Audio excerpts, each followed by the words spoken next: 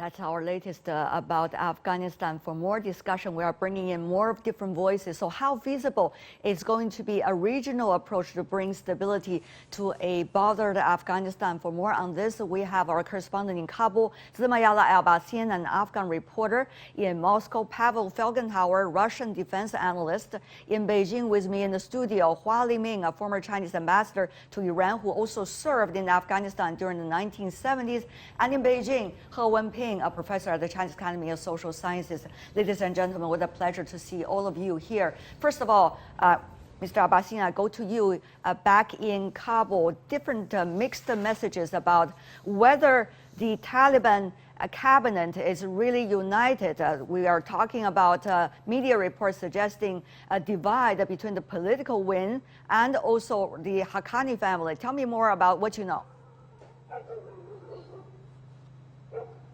Hello, Wei. Well, this is the discussion of the day in Afghanistan and the dilemma of separation or the opposition among the Taliban or the intra-Taliban sagas. These are been talking, but the Taliban continuously rejecting this. And also the co-founder of Taliban, Mullah Abdul Ghani Baradar, who has been chief of Taliban political office in Doha and has been struggling for the last 3 years and was detained in Pakistan, finally is not seemable, and all the people are asking and questioning where is he, though he already delivered a message. But the Haqqani network and also other fractions among the Taliban are the most important issue nowadays discussed. But there's much more to ask about this, and the Taliban spokesperson, Dr. Naeem, justified this as a normal thing because if there are all the members of the Taliban senior leadership, so this is something when the system changes, it happens, and there is no opposition or sagas among the Taliban. Right. Mr. Abasin, of course, we will see how that saga is going to be evolved over the days and probably weeks. Another thing, it's already a month today. I remember August the 15th, and now it's already September the 15th, a month in power in Kabul. So does the Taliban now have any reflection about what happened over the past 1 month, their performance, and their basic plan for the future? Do we have any latest information about that, Mr. Abasin? Yes, the Taliban are trying to finally form and complete their government, which is a take-care government for the country. And according to the Taliban's accounts, they formed the this government because of the situation that was really bad and the looming economic and humanitarian crisis, and also to form a government and an administration to control different areas in the country. But they haven't delivered any written plan for economic situation and also the financial issues. Just recently, the Central Bank of Afghanistan, which is now led by a Taliban senior member, they published a statement in, telling that more than $12 million, which are again from the residents and houses of the former officials of the government, including the former Vice President Amrullah Saleh, and they've been trying and asking the international community. On the other hand, they also demand the intellectuals in Afghanistan and elite who are educated and well-known in the country to join the government and take part in controlling information, the different administration and offices in the country. But there are still problems, and the Taliban are chilling much more challenges and the ahead and the future. And that's why the Taliban say, first of all, they want to control the situation, maintain better relations with the region and international community, and ask all the Afghans to join. Even the former NDSF staff to finally join the Taliban ranking. Whether there are much more questions, will they be able to control the situation or not? It's still a challenge for the Taliban. And we will need your report about that as things goes on. Zmaryalai Abasin, thank you so much. Stay with us during this conversation as well. Now it's my pleasure to come back to the studio and also our guest in Russia. You know, it's 1 month. How should we see the performance of the Taliban for the past 1 month? How much would that tell us about their possible performance in the near future? Ambassador Hua, a very well-respected voice from Chinese diplomatic community. Tell me me more about your assessment. You were in Afghanistan back in the 1970s. It was very different days. Yes, I was in Kabul 60 years before. I served as a young diplomat in Chinese embassy in Kabul. But Tell me more about this month. Yes. In this month, we have, all of us who have seen the performance of the Taliban interim government. So far, I haven't seen anything from their capability of governance. I believe they are very good fighters. They conquered the whole Afghanistan. They conquered the big cities and conquered Kabul. And they are very good fighters. But in this month, it's time for them to govern these countries. Right. I don't know whether they are good governors. Right. Another thing is the international community, Ms. He, no country, in fact, so far, in any way recognized the quote-unquote interim government of Afghanistan. There were talks about they might, some of the neighboring countries, but so far still no. So what does that mean for the Afghan interim government in their interactions with the rest of the world? Well, I think the reason why those countries, even including Turkey, now hold back their decision, saying they are going to recognize Taliban government. The reason is because after this new government, this cabinet now unveiled, and then people feel quite disappointment to see, because all those key positions, those ministers, even though it's called acting caretaker, but all coming from Taliban. No inclusive at all. So this is one thing, make all those observers, even including Turkey, even including other countries, so they want to have more time, continue to watch what's going to be happened. Mr. Felgenhauer, of course, you're a military analyst. To you, probably anti-terrorism will be a very big topic. Tell me more about 1 month's performance of Taliban from your perspective. The Taliban have made references to Moscow, to other countries, that they will not allow won't do themselves and will not allow others to use Afghan territory to export kind of Salafi jihadist movements into primarily Central Asia. Well, good, that's good, but that's just intention, a talk. Right. Will they be actually doing that or not? That's the main problem, seeing it from Moscow. And how will they be able to actually control stably Afghanistan? Will they be able to build a stable emirate, as they call it? Yeah. How can they do that when their backbone of this is a religious extremist movement, the Taliban? It unites mostly Pushtu, but not only. There's some Uzbeks, some others there, but they're all united in the belief and desire to impose Sharia law, and that means to impose the strict reading of the Quran on the Afghan society. And that means they can't deviate away from that. If some begin to deviate and say we should allow women a bit more rights, well, that already right now is causing strains inside the Taliban itself. That's really leading us to the next question. Ambassador Hua, I want you to also comment about that. They made promises from day one they entered Kabul.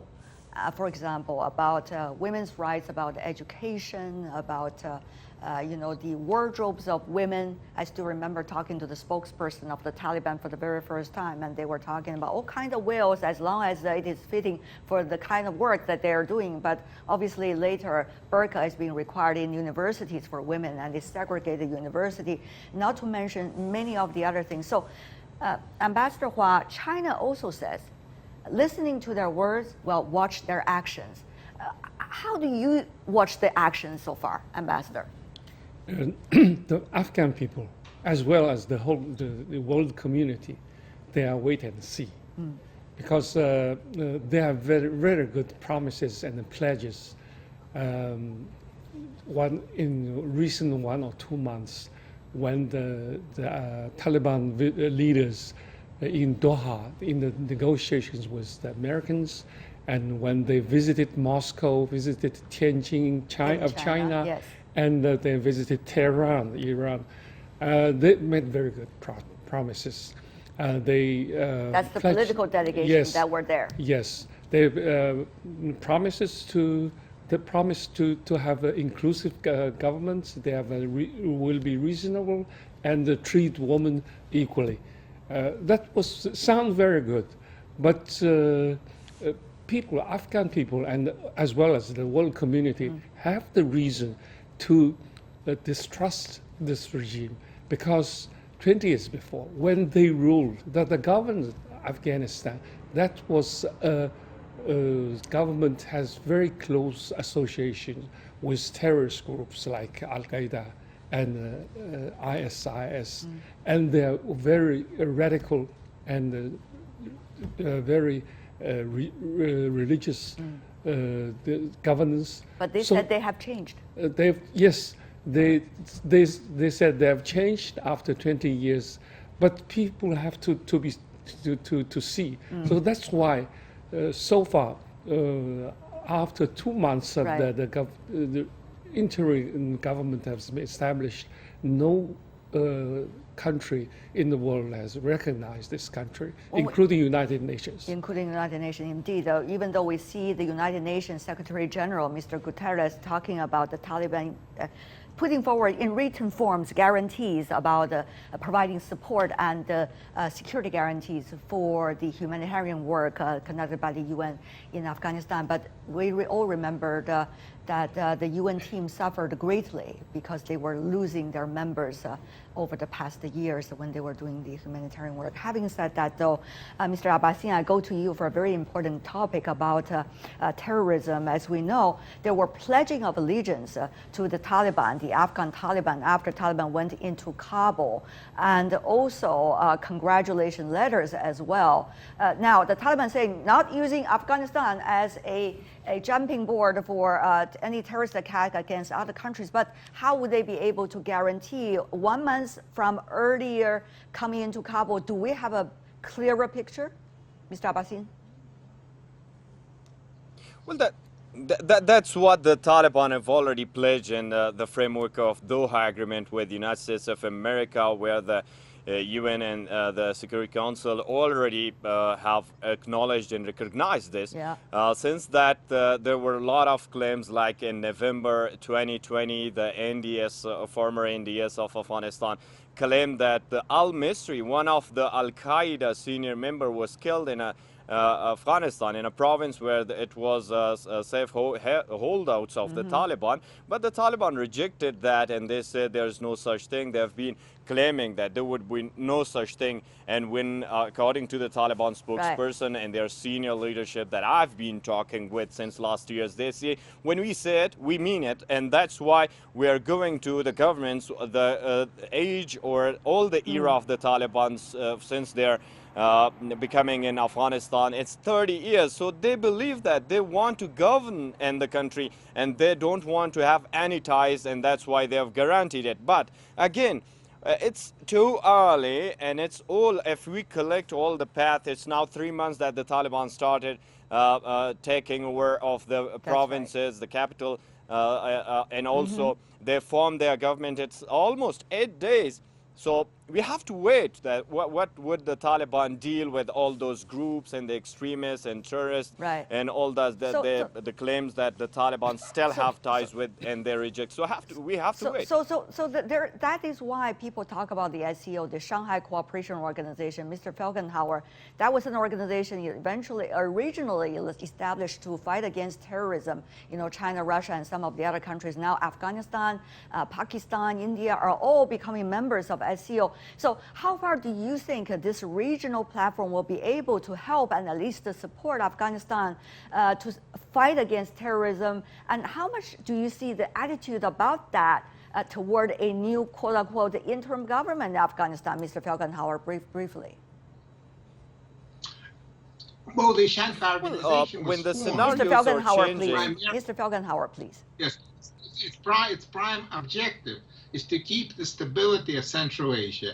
And it was formed when Afghanistan under the Taliban, actually, the previous Taliban government was seen as a grave threat to the stability of Central Asia. Okay. Of course, since the Shanghai Organization has expanded, but the core mission has stayed. And now comes the time of test. It worked up to now rather good. Central Asia is stable. There's economic development. It's good, and it expanded and seems to be working.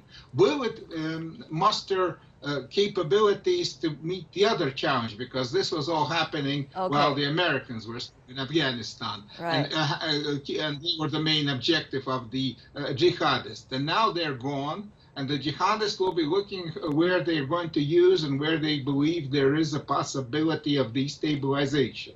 And there is an internal possibility of destabilization of Central Asia. That's a real threat. It is a real threat.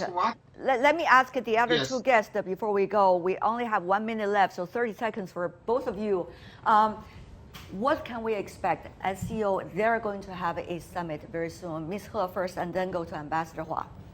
Yeah, of course, as our Russian colleagues just mentioned, SCO will further, have a close cooperation to secure those border security, to preventing any those conflicts spill over to all those Central Asian countries. This is number one.